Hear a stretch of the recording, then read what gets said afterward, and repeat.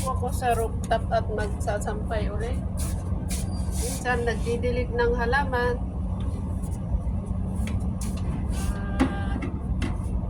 Minsan nag-i-exercise din. Ganyan.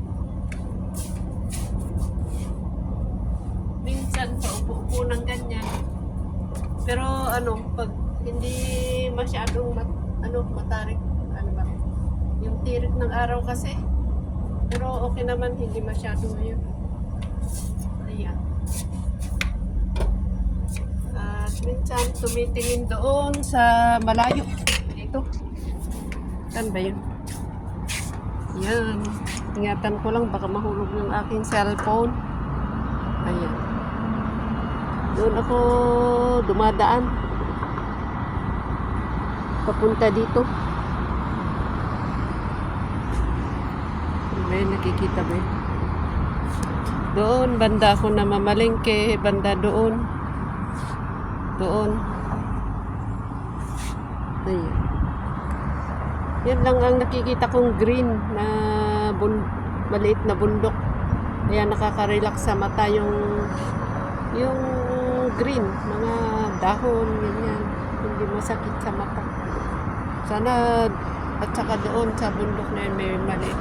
May bundok din doon, kaya lang hindi masyadong makita. Masyadong malayo. Puro building naman kasi. Tapos, dito sa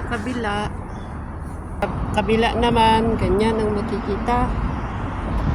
Puro building, pero may konting doon. Yung sa dagat, mga maraming fishing boat, hindi masyado isusum. Isusum natin. Try nga natin isum. Ay, hindi malayo eh. Konti lang kasi, yung ng building. Ayan. Doon.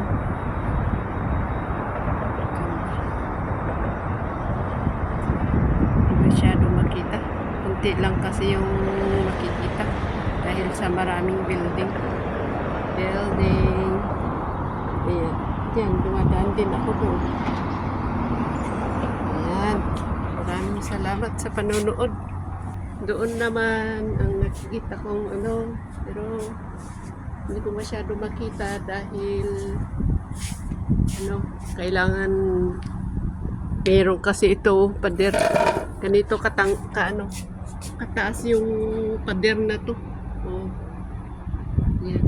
So, kailangan magtungtong ako ng pero delikado. Ayan. Ganyan siya. Uy, may CCTV sila doon sa kabila. Ayan. Tanta na yung aking bayabas pero kasi dry season ngayon.